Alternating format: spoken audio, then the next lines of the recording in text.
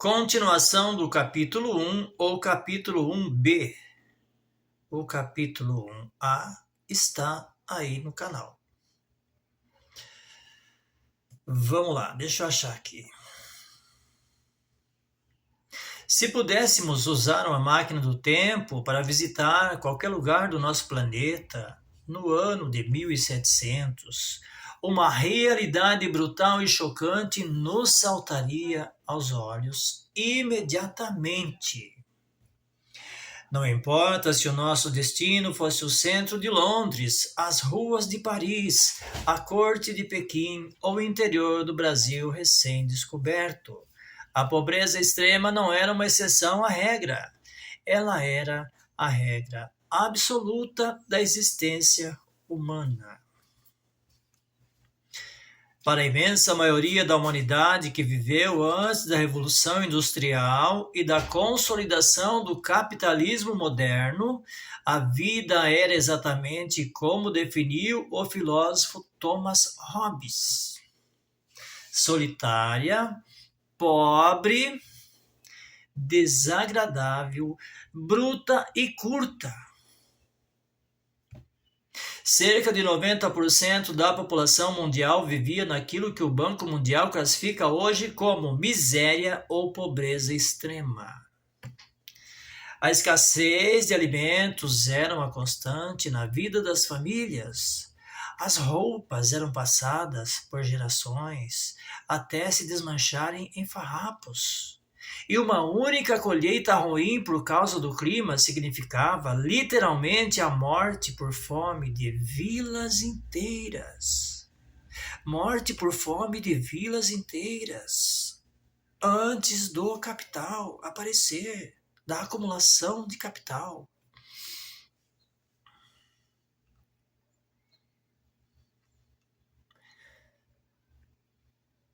O cotidiano da miséria padrão. Para dimensionar o verdadeiro impacto do capital na vida moderna, precisamos abandonar de vez as visões românticas e poéticas sobre o passado bucólico. Bucólico significa passado do campo, vivendo no campo, enfim, mais ou menos isso aí. A vida no campo antes do século XVIII era uma dureza quase inimaginável para qualquer pessoa de hoje. As habitações da esmagadora maioria dos camponeses na Europa, por exemplo, não passavam de cabanas escuras feitas de palha, madeira e barro. Elas não possuíam janelas e o chão era de terra batida. No inverno rigoroso, famílias inteiras dividiam o mesmo espaço úmido e abafado com os seus poucos animais domésticos e de carga, usando o calor dos bichos para não morrerem congelados.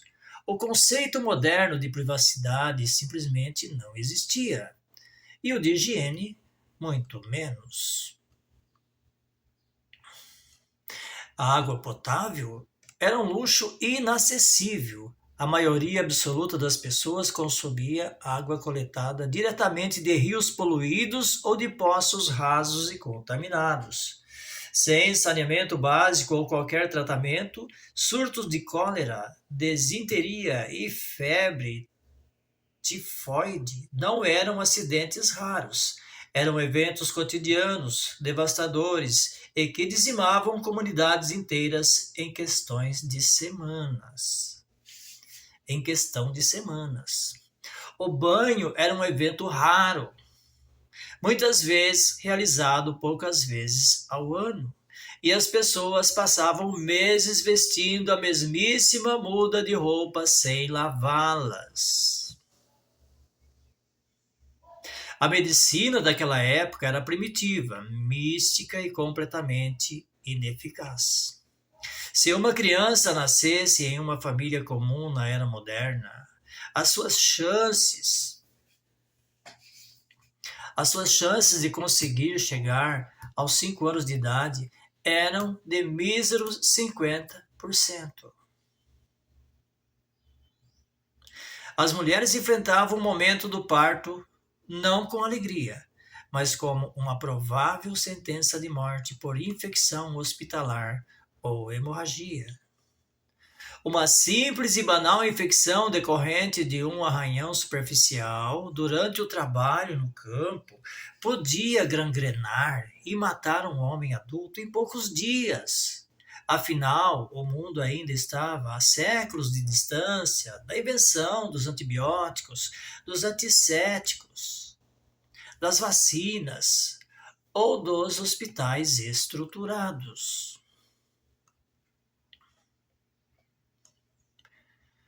A faísca do acúmulo, porque a igualdade absoluta mantém a miséria. Pegue tudo que você tem e divida aos pobres. Quantas vezes você repetiu essa frase? Pegue tudo que você tem e doe aos pobres. Se isso tivesse acontecido, não haveria acumulação de bens. Se todo mundo fizesse isso, não haveria acumulação de bens. Não haveria capital para investir no progresso. Certo? Então, a faísca do acúmulo. Porque a igualdade absoluta mantém a miséria. Toda essa engrenagem de sofrimento humano que vimos até aqui girava em torno de uma limitação técnica central e intransponível. A falta crônica de ferramentas eficazes e de energia que não fosse a pura força muscular humana ou animal.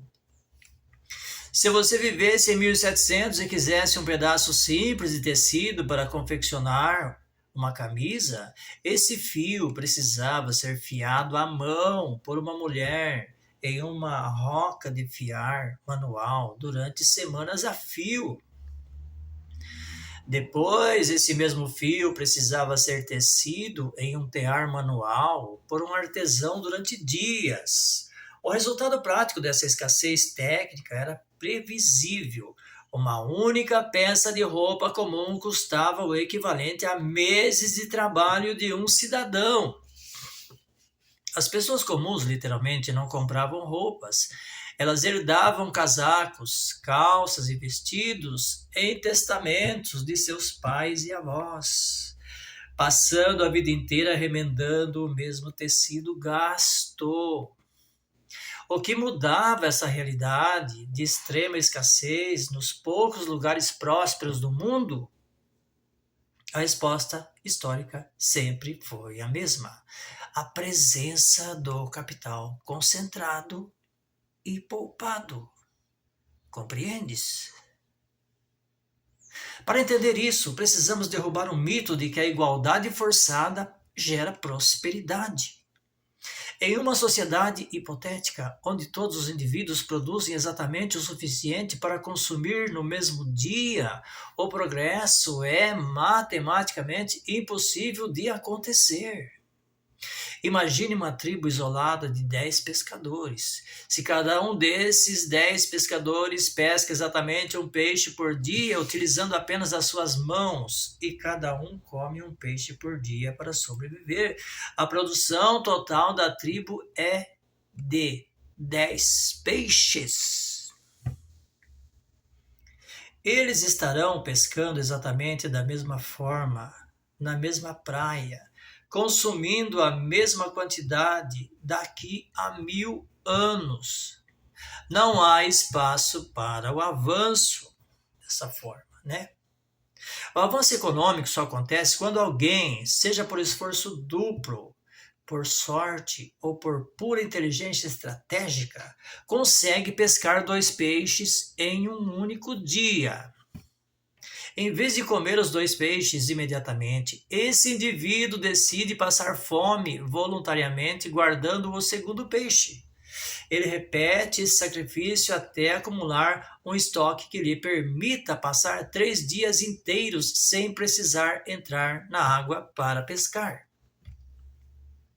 Com esse tempo livre e precioso, financiado inteiramente pelo seu próprio capital acumulado, os peixes que ele poupou e não consumiu, ele pode se sentar na areia da praia e construir uma ferramenta, uma rede de pesca.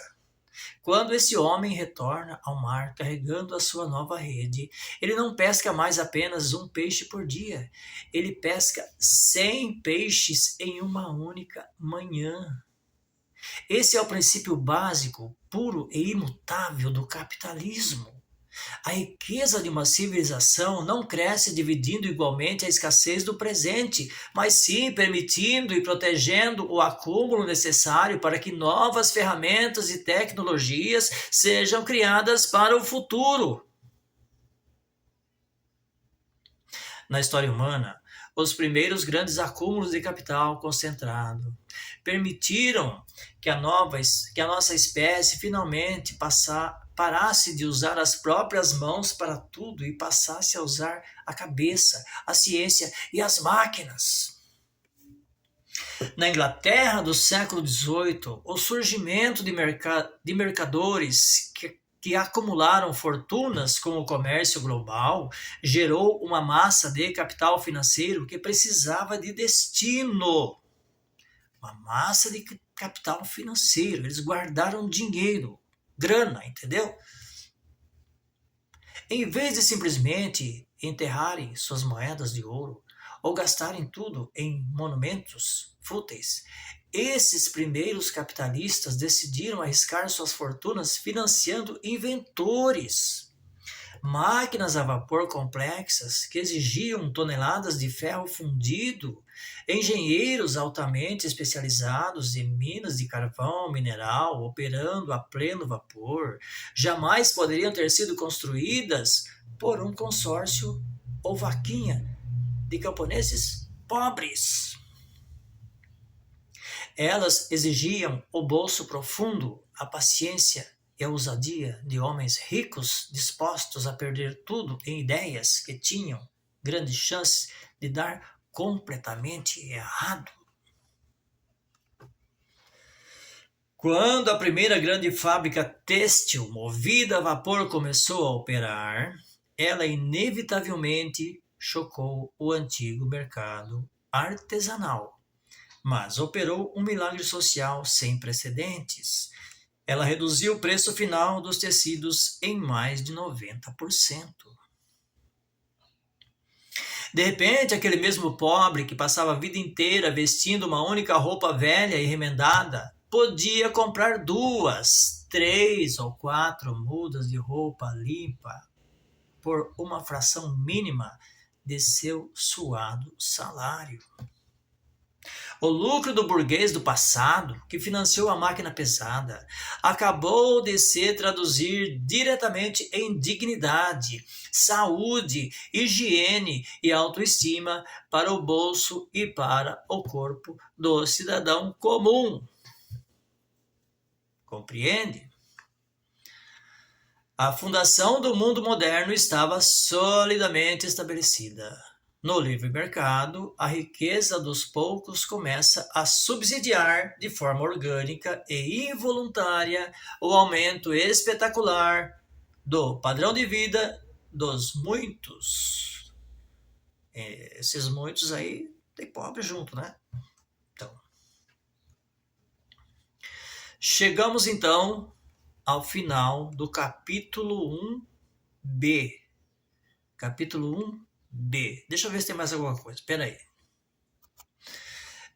Por enquanto é só, mas ainda tem o capítulo 1C, que ainda vou gravar para completar, né? Fazer esse embasamento todo aí do capitalismo.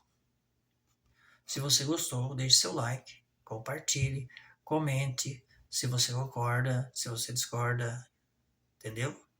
Porque isso daqui tá dando um trabalhão para fazer.